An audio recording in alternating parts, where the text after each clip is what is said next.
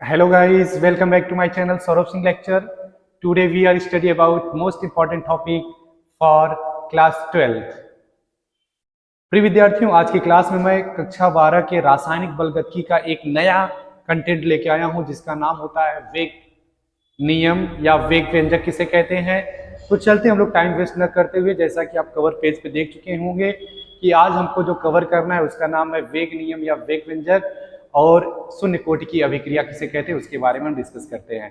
तो चलते हम लोग पहली हेडिंग बना लेते हैं, वेग नियम या व्यंजक। वेग नियम या वेग व्यंजक। वेग नियम या वेग व्यंजक, ठीक है। अब यह जो आपका वेग नियम या वेग व्यंजक होता है इसको हम लोग कहते हैं रेट लॉ कहते हैं, रेट लॉ, ठीक है।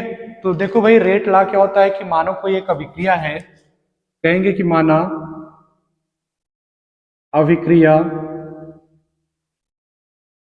माना अभिक्रिया small A capital A plus small B capital B arrow, यहाँ पे कोई अभिक्रिया मान लो कि यह क्या बन गया, आपका उत्पाद बन गया, ठीक है। तो अब इस अभिक्रिया के लिए जब हम लोग वेग निकालते हैं तो आप लोग वेग समीकरण से पढ़े होंगे कि जो वेग होता है वह अभिकारक की सांद्रता के क्या होता है, अनुक्रमानुपाती होता है। यानी कि जो वेग होता है वह क्या होता है, आपका अभिकारक की सांद्रता के क्या होता है, निर्भर करता है। यानी कि कह सकते हैं एक्टिव मास ऑफ ए और एक्टिव मास ऑफ बी। आया समझ में। अब क्या बोला जाए कि मान लो कि यह जो आपका अभिक्रिया है वेग प्रोपोर्शनल टू ए की पावर मान लो यक्स हो गया और बी की पावर क्या हो गया, आपका वाई हो गया। तब इसके बाद हम लोग जो अभिक्रिया करते हैं तो वेग वेग या दर जिसको कहते हैं बराबर क्या हो जाएगा, यहाँ पे के हो जाएगा, फिर यहाँ पे एक्टिव मास ऑफ यक्स हो जाता है और बी एक्टिव मास ऑफ क्या हो जाता है, आपका पावर वाई हो जाता है। अब यहाँ पे यह जो आपका समीकरण बना है, इस समीकरण को यानी कि यह वाला जो समीकरण नंबर 1 है, समीकरण 1 को हम लोग वेग नियम कहते हैं, जबकि है जो आपका समीकरण नंबर 2 होता है इसको समीकरण नंबर जो 2 कहते हैं, समीकरण नंबर 2 को हम लोग वेग व्यंजक कहते हैं। तो अब यहाँ पे बोला जाएगा कि जहां जहां कैपिटल के वेग स्थिरांक कहलाता है, जहां कैपिटल के क्या कहलाता है, आपका वेग स्थिरांक कहलाता है, वेग स्थिरांक है। आया समझ में। या कह सकते हैं कि जहां कैपिटल के अनुक्रमानुपाती नियतांक है जिसे हम लोग वेग स्थिरांक कहते हैं। अब आते हैं इसके डिफिनीशन पर। इसका डिफिनीशन हम लोग समझते हैं, डिफिनीशन होता क्या है। चलते हम लोग अब इसका डिफिनीशन करते हैं। डिफिनीशन इसका हो जाता है कि वह गणितीय व्यंजक, वह गणितीय व्यंजक जो अभिकारक,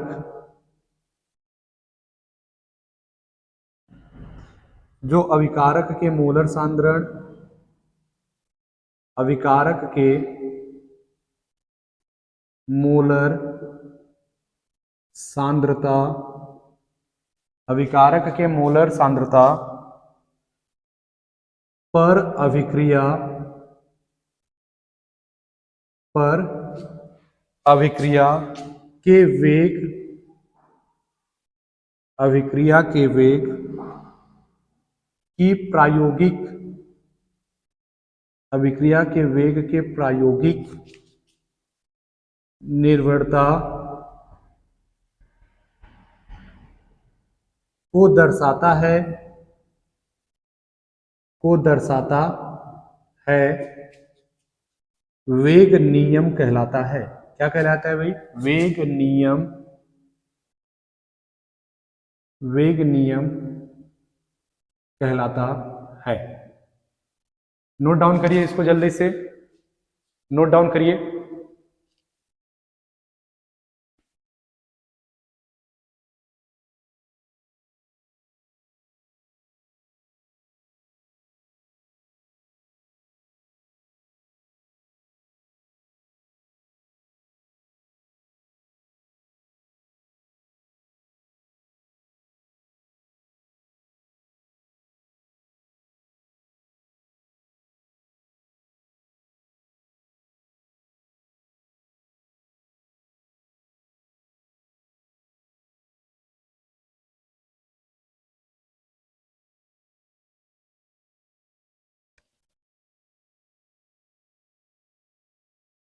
कर लिए।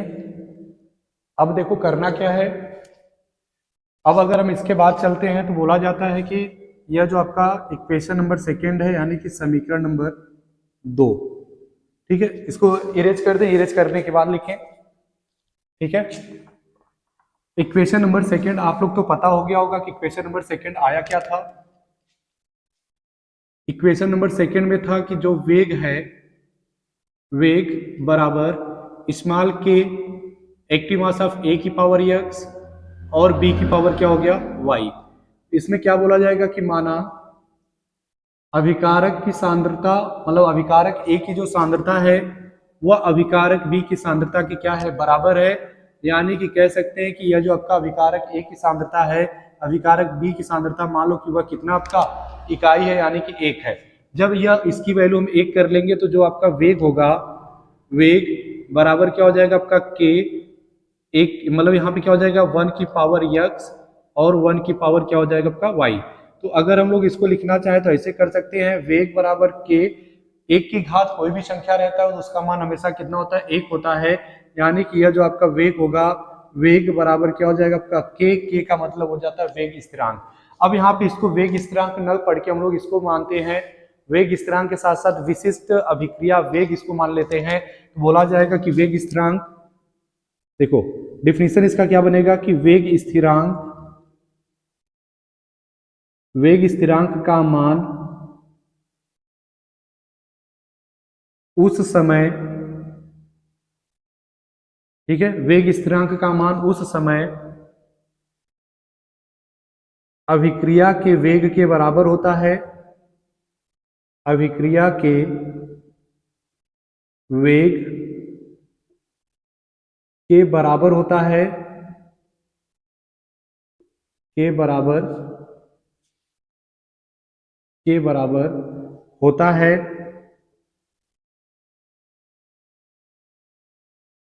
जिस समय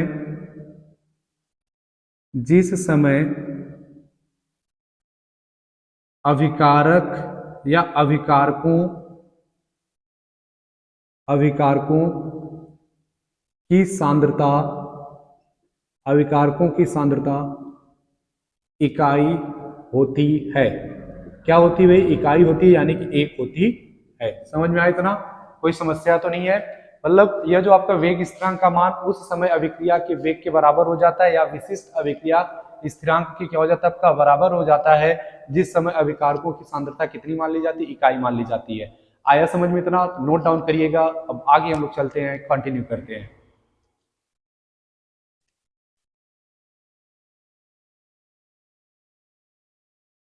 नोट डाउन हो गया, अब हम चलते हैं आगे। न्यू टॉपिक हम स्टार्ट करते हैं जिसका नाम होता है अभिक्रिया की कोटि। अगला जो टॉपिक है उसका नाम है अभिक्रिया, अभिक्रिया की कोटि,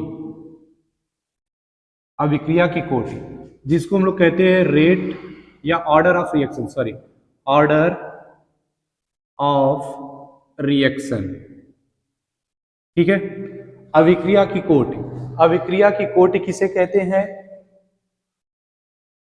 ठीक है। अभिक्रिया की कोटि किसे कहते हैं तो बोला जाता है कि किसी अभिक्रिया में वेग नियम में अभिकारक की सांद्रता, अभिकारक की सांद्रता पर जो लगाई गई घात होती है उसी को हम लोग अभिक्रिया की कोटि कहते हैं। जैसे अभी आपने क्या माना था, यहाँ पे कर लिया था कि जो वेग था, वेग बराबर के था और यहाँ पे एक्टिव मास ऑफ ए की पावर एक्स और यहाँ पे क्या था आपका B, active mass of B की पावर वाई। तो अगर हम मान लो कि यहाँ पे जो आपका एक्टिव मास ऑफ ए और एक्टिव मास ऑफ बी का मान मान लो कितना हो गया था, मान लो कि यह आपस में क्या है बराबर है, एक्टिव मास ऑफ ए और एक्टिव मास ऑफ बी का मान क्या अपन आपस में क्या आ जाए बराबर हो जाए, तो यह जो आपका वेग होगा वह के बराबर क्या हो जाएगा आपका ए की पावर एक्स प्लस वाई। समझ में आया मेरी बात कि नहीं, नहीं समझ में आया होगा तो एक बार फिर समझिएगा। एक्टिव मास ऑफ ए की पावर एक्स हो गया और बी की जगह पे भी हमको क्या लिखना, ए लिखना और इसकी पावर क्या हो जाएगा वाई। तब यहाँ पे जो आपका वेग होगा, वेग बराबर हो जाएगा यहाँ पे के और यहाँ पे देखो जब आधार समान होते हैं तो गुणा करने की स्थिति में उनके जो घात होते हैं वह जुड़ जाते हैं, तो यहाँ पे x प्लस क्या हो जाएगा आपका y हो जाएगा। तब यहाँ पे वेग बराबर k, a की पावर क्या हो जाएगा आपका x प्लस वाई। और यह मान लो कि जो आपका x प्लस वाई का जो मान है, मान लो कि यह जो आपका x प्लस वाई का मान वह किसके बराबर है, n के बराबर। तो यहाँ पे हमने क्या कर लिया n, ठीक है, मतलब x प्लस वाई की जगह पे मैंने क्या लिख दिया n। और बोला जाएगा कि जहां यह जो आपका n है वह अभिक्रिया की कोटि कहलाती है। वह क्या कहलाएगी, अभिक्रिया की कोटि कहलाती है। समझ में आई मेरी बात, अभिक्रिया की कोटि कहलाती है। और मान लिया जाए कि यह जो आपका n बराबर 0 होता है, तो जब n बराबर 0 होता है तो उसको हम लोग बोलते हैं शून्य कोटि की अभिक्रिया। कौन सी कोटि की अभिक्रिया, शून्य कोटि की अभिक्रिया, जिसको हम लोग कहते हैं जीरो ऑर्डर रिएक्शन कहते हैं। और मान लो कि n बराबर 1 हो गया तो उसको बोला जाता है प्रथम कोटि की अभिक्रिया। और अगर n बराबर 2 हो जाता है तो उसका मतलब हो जाता है द्वितीय कोटि की अभिक्रिया। और n बराबर जब 3 हो जाता है तो तृतीय कोटि की अभिक्रिया हो जाती है। आया समझ में मेरी बात। मैंने क्या बोला कि वेग नियम में अभिकारक की सांद्रता, वेग नियम में अभिकारक की सांद्रता पर जो लगाई गई घात होती है उसी को अभिक्रिया की कोटि कहते हैं। और अगर यहाँ पे लगाई गई घात का मान 0 हो जाता है तो उसको बोलते हैं शून्य कोटि की अभिक्रिया। अगर लगाई गई घात का मान कितना हो जाता है आपका 1 हो जाता है तो उसको प्रथम कोटि की अभिक्रिया। अगर n का मान 2 हो जाता है तो द्वितीय कोटि की अभिक्रिया। जैसा कि मैंने आपको समझा दिया। अब इसका हम लोग करते हैं डिफिनीशन, ठीक है। डिफिनीशन करते हैं तो क्या हो जाएगा कि किसी अभिक्रिया, ठीक है, मिटाएं इसको या यहाँ साइड में लिख देते हैं, कोई दिक्कत तो नहीं होना चाहिए, साइड में लिख देना, चल ठीक है।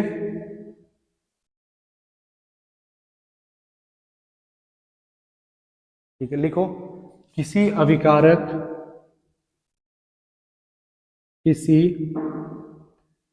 अभिक्रिया के, किसी अभिक्रिया के वेग समीकरण, किसी अभिक्रिया के वेग समीकरण में, दिख रहा है ना, वेग समीकरण में अभिकारकों, अभिकारकों की सांद्रता, अभिकारकों की सांद्रता, अभिकारकों की सांद्रता पर लगाई गई घात, लगाई गई घात के योग को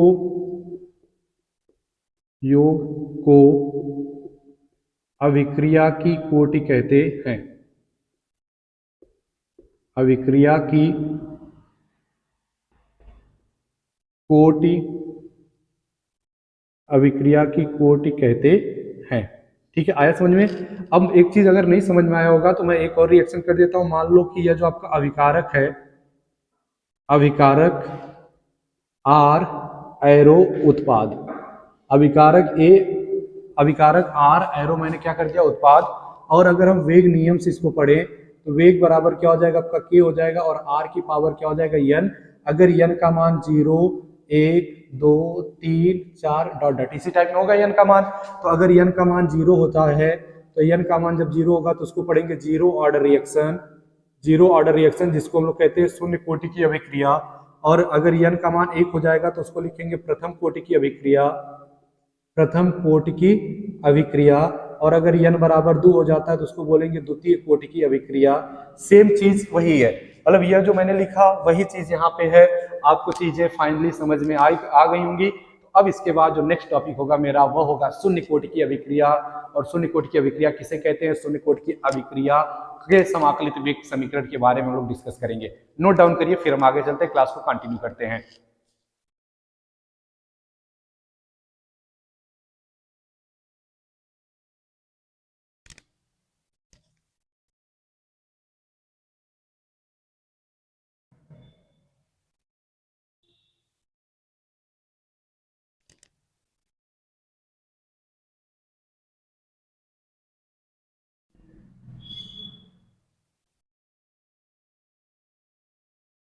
ठीक है, तो अब हम लोग पहली हेडिंग बना लेते हैं शून्य कोटि की अभिक्रिया। शून्य कोटि की अभिक्रिया हेडिंग बना लेते हैं।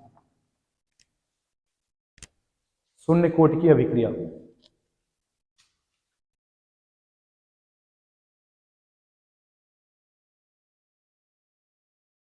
शून्य कोटि की अभिक्रिया,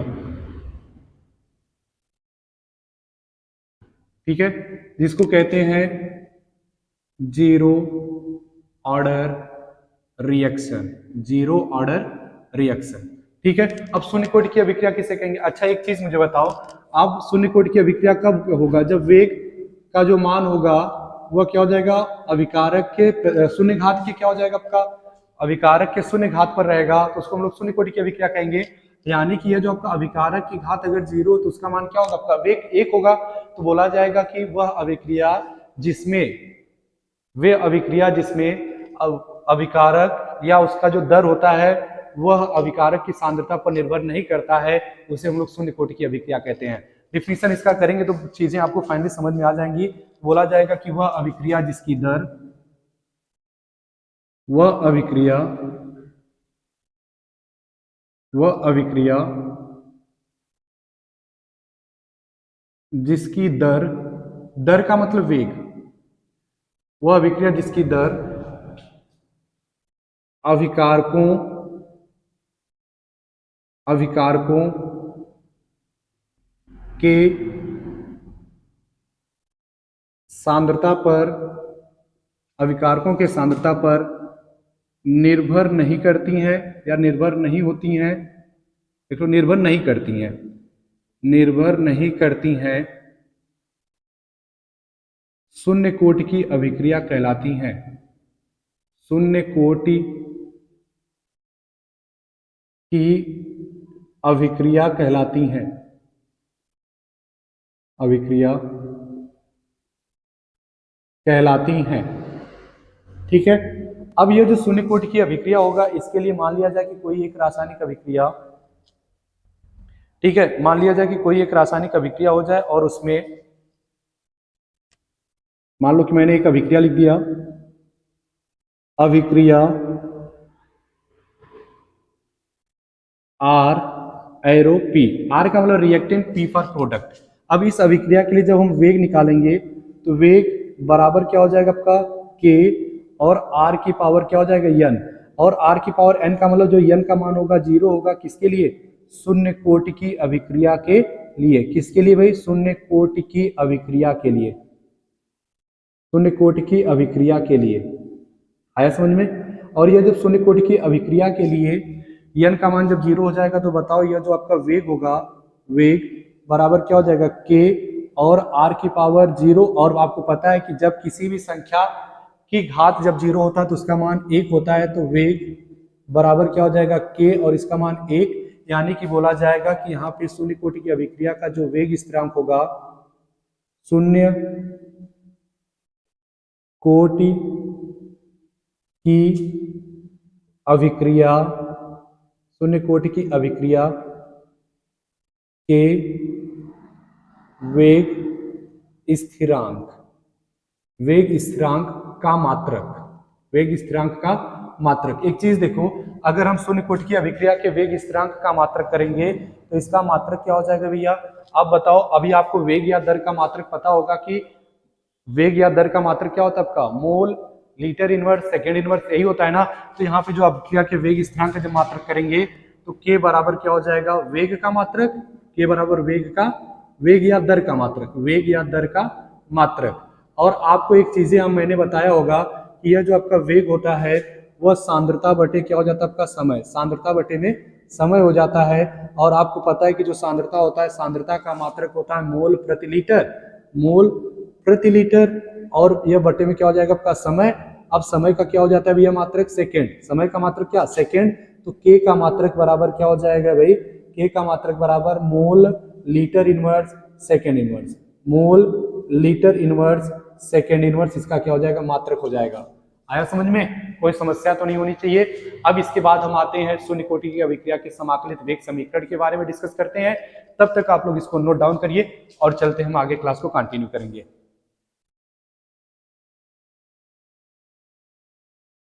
ठीक है, नोट डाउन करिए।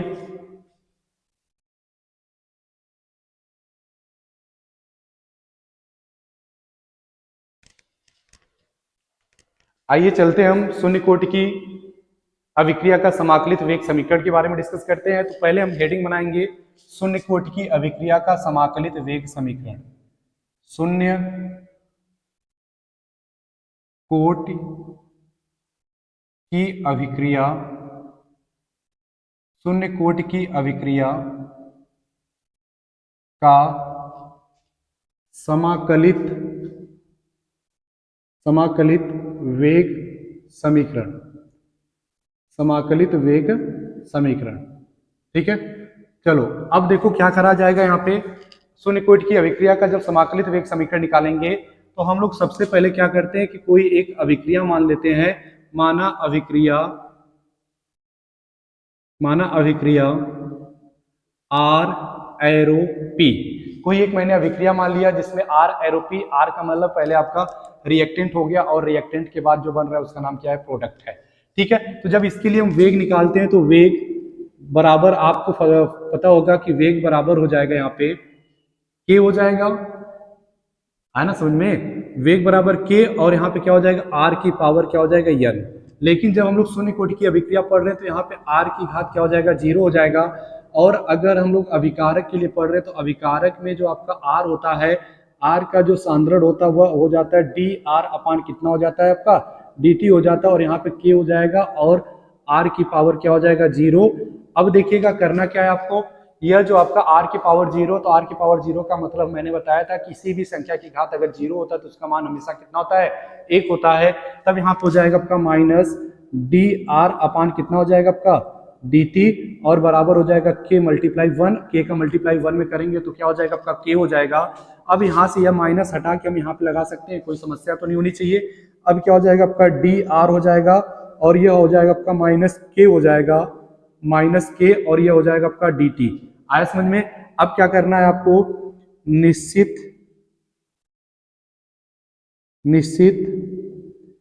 सीमा के साथ समीकरण के दोनों पक्षों का, समीकरण के दोनों पक्षों का समाकलन करने पर, ठीक है। निश्चित सीमा के साथ समीकरण के दोनों पक्षों का समाकलन करना है, यानी कि एक उचित लिमिट लेना है और दोनों तरफ का क्या कर देना, आपका समाकलन कर देना, इंटीग्रेशन कर देना है। तो बताओ जब यहाँ पे इंटीग्रेशन लगाएंगे तो यह क्या हो जाएगा, डी आर हो जाएगा और बराबर यह माइनस के आपका कांस्टेंट वैल्यू, और यहाँ पे क्या हो जाएगा आपका डी टी हो जाएगा। आया चीजें समझ में आपको। अब देखो निश्चित सीमा के साथ समाकलन करना है, तो निश्चित सीमा यानी कि निश्चित लिमिट लगाना है। मान लो कि यहाँ पे जो आपका अभिकारक था, अभिकारक का जो प्रारंभिक सांद्रता था वह A0 था और अंतिम सांद्रता मान लो इसका क्या था, आपका A था। जब यहाँ पे प्रारंभिक रहा होगा तो t बराबर 0, मान लो प्रारंभिक का मतलब क्या हो गया, इनिशियल टाइम, यानी कि प्रारंभिक समय में, प्रारंभिक समय यानी कि जब समय 0 था तो उसकी सांद्रता कितनी थी, A0 थी। और जब समय t हो गया तो उसकी सांद्रता बढ़कर कितनी हो गई, सांद्रता कितनी हो गई, A हो गई ना। अब इसके बाद जब सांद्रता A हो गई तो मैंने आपको एक फॉर्मूला बताया होगा कि integration of dx equal to होता है आपका x. Integration of dx equal to क्या कितना होता है आपका, यक्स होता है। तो ऐसे बताओ यहाँ पे dr है तो dr का क्या हो जाएगा आपका, r हो जाएगा, और यहाँ पे लिमिट हो जाएगा A0 से लेकर कहाँ तक, A तक, A0 से लेकर कहाँ तक, A तक। फिर इसके बाद माइनस के हो जाएगा और इसका हो जाएगा t, और यहाँ पे हो जाएगा 0 से लेकर t तक। आया चीजें समझ में आपको। अब देखो करना क्या है आपको, अब यहाँ पे r की जगह पे पहले मैक्सिमम वैल्यू माइनस r की जगह पे मिनिमम वैल्यू, r की जगह पे मैक्सिमम वैल्यू रखेंगे तो a हो जाएगा, माइनस r की जगह पे मिनिमम वैल्यू रखेंगे तो a नॉट हो जाएगा, a0 minus a minus a not हो जाएगा, इक्वल टू हो जाएगा आपका माइनस k हो जाएगा। फिर इसके बाद t की जगह पे मैक्सिमम वैल्यू, तो t की जगह मैक्सिमम वैल्यू t है और माइनस t की जगह पे मिनिमम वैल्यू आपका 0 है। आया समझ में इतना। तो अब जब इसको करेंगे तो a minus a not equal to हो जाएगा माइनस के टी हो जाएगा। तो जब हम लोग यहाँ से माइनस कॉमन कर लें, माइनस कॉमन करेंगे तो a not minus a equal to हो जाएगा माइनस के टी, माइनस माइनस कैंसिल हो जाएगा। और जब हम यहाँ से k की वैल्यू निकालेंगे तो k की वैल्यू क्या हो जाएगा भाई, a नॉट माइनस a अपान कितना हो जाएगा, t हो जाएगा। a not minus a upon t not, sorry A not minus A upon T हो जाएगा, और ये आपका वेग स्थिरांक का समाकलित वेग समीकरण हो जाएगा। ठीक है, वेग स्थिरांक यानी शून्य कोटि की अभिक्रिया, यही जो आपका रिएक्शन है, इसी रिएक्शन को बोलेंगे शून्य कोटि की अभिक्रिया का समाकलित वेग समीकरण कहेंगे। ठीक है, आया समझ में? चीजें तो फाइनली समझ में आ गई होंगी। अगर वीडियो पसंद आया होगा तो लाइक, शेयर और जो चैनल